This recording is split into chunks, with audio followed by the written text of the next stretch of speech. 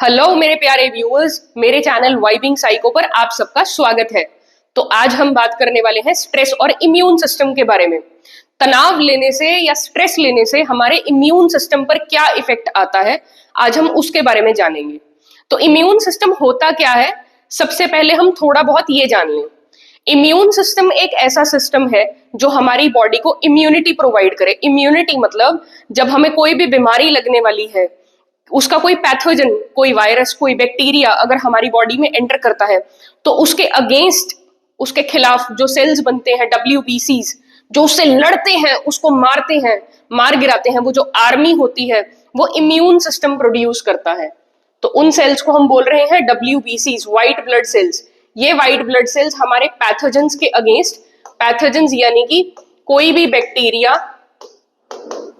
Virus वगैरह जब body में एंटर करते हैं तो WBCs का रोल होता है कि वो उसको आइडेंटिफाई करके उन इन्वेडर्स को डिस्ट्रॉय करें, उनको मारें, अपनी आर्मी ले जा करके उन पे हमला करें। तो इसमें हमारी सबसे पहली टर्म आती है साइको न्यूरो इम्यूनोलॉजी। बहुत इंपॉर्टेंट टर्म है ये एग्जाम के हिसाब से। साइको का मतलब कोई भी साइकोलॉजिकल फैक्टर, न्यूरो मतलब ब्रेन, और इम्यूनो मतलब इम्यून सिस्टम। तो जब हम इन तीनों चीजों के बीच में लिंकेज देखते हैं वो हमारा साइको न्यूरो इम्यूनोलॉजी के अंडर आता है। अब हमारा इम्यून सिस्टम वर्क कैसे करता है, हमारे पास बहुत तरीके के अलग अलग WBCs होते हैं। उनमें से कुछ WBCs यहाँ पर हैं T cells, B cells, natural killer cells और T हेल्पर सेल्स। तो आप सबने ये बेसिक जो इम्यून सिस्टम के सेल्स हैं कभी ना कभी कहीं ना कहीं बचपन में जरूर पढ़े होंगे। जो हमारे T सेल्स होते हैं वो इन्वेडर्स को डिस्ट्रॉय करते हैं। इन्वेडर्स यानी कि जो बॉडी के अंदर एंटर करने वाले पैथोजन हैं। पैथोजन मतलब बैक्टीरिया, वायरसेस वगैरह। तो जैसे ही इनकी इन्वेडर आएंगे बीच में, जैसे ही ये इन्वेड करेंगे हमारी बॉडी में यानी कि घुसे चले आएंगे, तो T सेल्स का काम होता है कि उनको एकदम से खत्म कर दें हमला करके। फिर आते हैं हमारे next B cells. B cells क्या करते हैं, हमारी बॉडी के अंदर एंटीबॉडीज को प्रोड्यूस करते हैं। इनका काम है कि अगर ये कोई भी पैथोजन हमारी बॉडी में एंटर करता है तो इनके अगेंस्ट जो बॉडीज होती हैं, जो एंटीबॉडीज होती हैं, उनको प्रोड्यूस करना। फिर हमारे आते हैं नेचुरल किलर सेल्स। ये हमारे सबसे इंपॉर्टेंट सेल्स हैं। तो नेचुरल किलर सेल्स एक्चुअली करते क्या है, नेचुरल किलर का मतलब ही बता रहा है कि नेचुरली किल करेंगे ये किसी चीज को। तो किसको किल करेंगे, देखें, जब हमारी बॉडी में सेल डिवीजन हो रही होती है यानी कि नए नए सेल्स बन रहे होते हैं, अगर इन सेल्स को एक पेस पे रोका ना जाए तो ये बहुत ही ज्यादा सेल्स बना देंगे। और जब हमारी बॉडी में ऐसे एकदम से बहुत ज्यादा सेल्स बन जाएं और उन पे कोई कंट्रोल सिस्टम ना काम करे तो वो रिजल्ट करता है हमारे कैंसर्स और ट्यूमर्स में। इसलिए जो ये हमारी बॉडी है इसके अंदर एक प्रोग्राम्ड सेल डेथ नाम का फीचर होता है, और ये फीचर जो है ये नेचुरल किलर सेल की वजह से होता है। तो नेचुरल किलर सेल करेगा क्या, अगर किसी भी जगह पर बॉडी में कहीं पर कोई एक्स्ट्रा सेल्स बन रहे हैं तो उनके ऊपर एक चेक रख के उनको मारेगा, यानी कि उनकी नेचुरली किलिंग करेगा। अब देखिए, नेचुरल किलर सेल्स जो हमारी बॉडी के एक्स्ट्रा सेल्स होते हैं उनको तो मारता ही है, उसके अलावा अगर कोई भी इन्फेक्शियस सेल्स हमारी बॉडी में आ जाते हैं वायरसेस, बैक्टीरिया के अगेंस्ट, तो फिर उसको भी मारता है, यानी कि it fights against viruses and tumours. फिर आते हैं हमारे T हेल्पर सेल्स। जैसे हेल्पर्स होते हैं ना ऑफिस में या किसी भी वर्क प्लेस पर, वो क्या करते हैं, वो हमें सिर्फ वो क्या करेंगे, साफ सफाई कर देंगे या फिर पानी पिला देंगे, ऐसा काम करेंगे। या फिर कुछ ऐसे हेल्पर्स भी होते हैं जो फोटोकॉपी निकाल लाएंगे, आपका छोटा छोटा काम कर देंगे, कोई प्रेजेंटेशन बना देंगे। तो इस तरीके का काम जो है वो हमारे हेल्पर्स करते हैं, यानी कि हमें हेल्प करते हैं वो काम करने में ताकि हमारी प्रोडक्टिविटी बढ़ जाए। इसी तरीके का काम इन T हेल्पर सेल्स का होता है। ये T हेल्पर सेल्स क्या करते हैं, ये इम्यूनोलॉजिकल एक्टिविटी को बढ़ाने में हेल्प करते हैं। कैसे बढ़ाने में हेल्प करते हैं, देखिए, जो T हेल्पर सेल्स होते हैं ना, वो हमारी बॉडी में बाकी के जो इम्यून सेल्स हैं उनको काम करने के लिए सिग्नल्स देते हैं, मोटिवेट करते हैं कि जाइए, उठ जाइए, आर्मी बनाइए, ऐसे ऐसे इन्वेडर आया है, उनको खचाखच खचाखच खचाखच जा करके खाना है। तो T हेल्पर सेल्स जो है वो हमारी इम्यूनोलॉजिकल एक्टिविटी बढ़ाने में काम करेंगे। उसके बाद देखते हैं कि साइटोटॉक्सिसिटी होता क्या है। पहले इस टर्म को तोड़ लें। साइटो का मतलब होता है सेल, और टॉक्सिक जो वर्ड आया है वो आया है पॉइजन से। तो साइटोटॉक्सिसिटी एक ऐसा फीचर है जो मैंने अभी अभी आपको बताया जिसको हम प्रोग्राम्ड सेल डेथ कहते हैं। प्रोग्राम्ड सेल डेथ जो है वो इसीलिए यूज होता है कि अगर हमारी बॉडी में कहीं पर भी सेल की प्रोडक्शन बहुत ज्यादा बढ़ जाए और वो कैंसर या ट्यूमर कॉज ना करे, इसीलिए उसको मारना बहुत इंपॉर्टेंट है। तो मतलब सेल्स के अगेंस्ट ही टॉक्सिन बना देना, वो हमारी साइटोटॉक्सिसिटी है। तो cytotoxicity is the ability to kill cells. कौन से cells? Infectious cells, damaged cells या फिर कैंसरस सेल्स। अब जब हम बहुत ज्यादा तनाव लेते हैं ना, बहुत ज्यादा स्ट्रेस होता है, तो ये जो साइटोटॉक्सिसिटी है, यानी कि जो हमारी बॉडी की टेंडेंसी थी किसी भी सेल को मारने की, कैंसरस सेल को मारने की, इन्फेक्शियस सेल को मारने की, डैमेज्ड सेल को मारने की, वो बॉडी में कम हो जाती है। यानी कि ये नेचुरल किलर सेल साइटोटॉक्सिसिटी कम हो जाएगी। मतलब बॉडी की ये एबिलिटी कम हो जाती है। कब होती है? जैसे कुछ बच्चे जब एग्जाम्स दे रहे होते हैं तो वो बहुत ज्यादा स्ट्रेस लेते हैं, उस टाइम पे भी नेचुरल किलर सेल साइटोटॉक्सिसिटी कम हो जाएगी। यानी कि अब बॉडी अपने ही वो प्रोग्राम्ड सेल डेथ वाला फीचर नहीं कर पाएगी। मतलब अब आपकी बॉडी में इन्फेक्शन के चांसेस ज्यादा हो जाते हैं, आपकी बॉडी में बहुत ज्यादा सेल ग्रोथ बढ़ सकती है।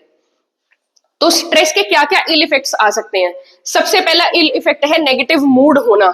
अगर आप नेगेटिव मूड में रहते हैं, अगर आपका मूड खराब रहता है, तो उसमें बहुत ही ज्यादा हेल्थ कंडीशंस पे इफेक्ट पड़ सकता है। उसके बाद आता है साइकोलॉजिकल स्ट्रेस, जो है वो नेगेटिव इमोशंस के साथ रिलेटेड होता है। अगर आप किसी भी साइकोलॉजिकल स्ट्रेस को लेंगे, किसी भी तरीके का आपके दिमाग पे तनाव चल रहा है, तो उसमें नेगेटिव इमोशंस बहुत ज्यादा जनरेट होते हैं, बहुत अननेसेसरीली गुस्सा आने लग जाता है, एक इरिटेबिलिटी जागती है, एक unnecessary hopelessness, helplessness, aggression, anger, कुछ ऐसे ऐसे सिम्टम्स हमारे अंदर आने लगते हैं। और जब ये सिम्टम्स बहुत ज्यादा बढ़ जाएं तो डिप्रेशन हो सकता है, एंजाइटी हो सकती है, एग्रेशन हो सकता है।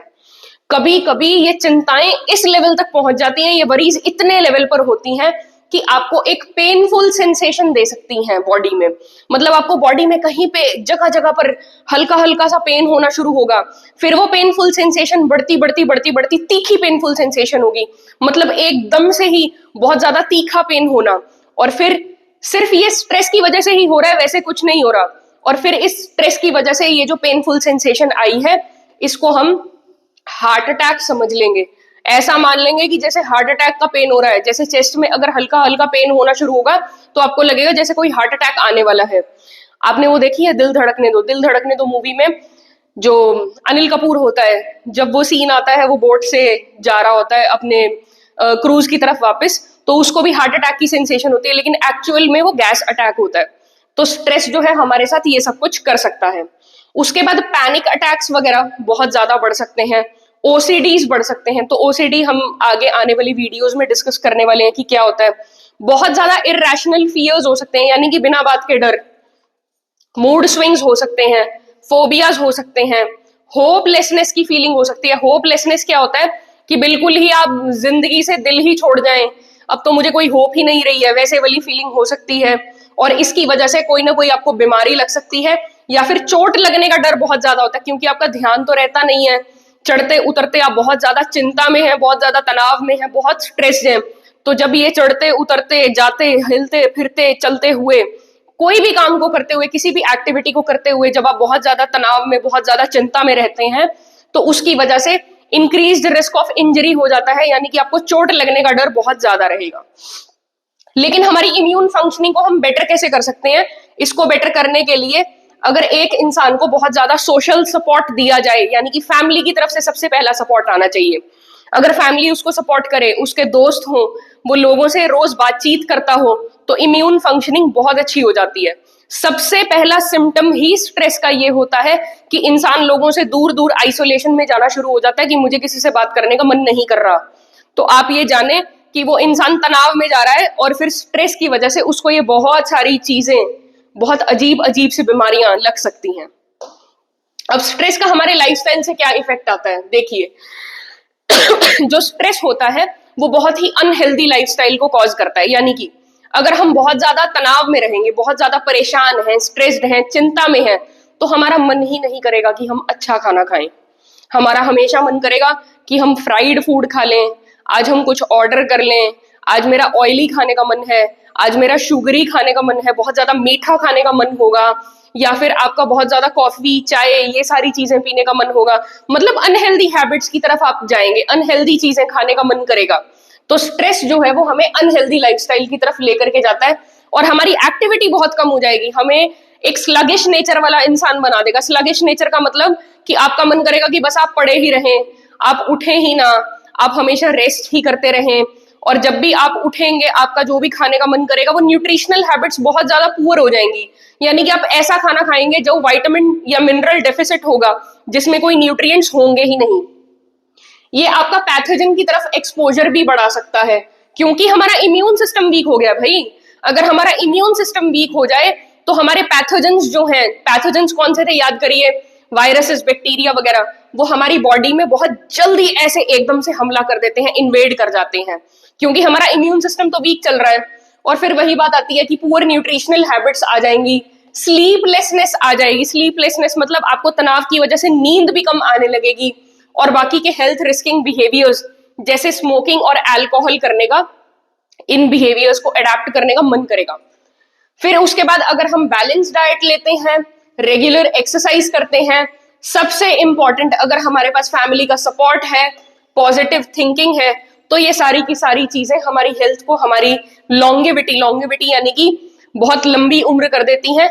तो मेरी सजेशन आपको ये है, आप स्ट्रेस बिल्कुल ना लें, अपने दिमाग को तनाव से बिल्कुल दूर रखें, और ताकि आपकी बॉडी जो है वो एकदम से बहुत ही ज्यादा अच्छे से वेल मैनेज्ड तरीके से बिहेव करने लगे, रहने लगे। आपकी बॉडी जो है वो हेल्दी रहनी चाहिए लंबे टाइम तक, क्योंकि देखिए कि बॉडी है तभी तो सारा का सारा जीवन है। तो आज के हमारे लेक्चर में हमने स्ट्रेस से रिलेटेड क्या क्या इफेक्ट्स हमारे इम्यून सिस्टम और हमारे लाइफस्टाइल पर रहते हैं वो हमने पढ़ा। आप मेरी वीडियो को लाइक और शेयर जरूर करें, और मेरा चैनल अगर अभी तक सब्सक्राइब नहीं किया है तो प्लीज कर लीजिए।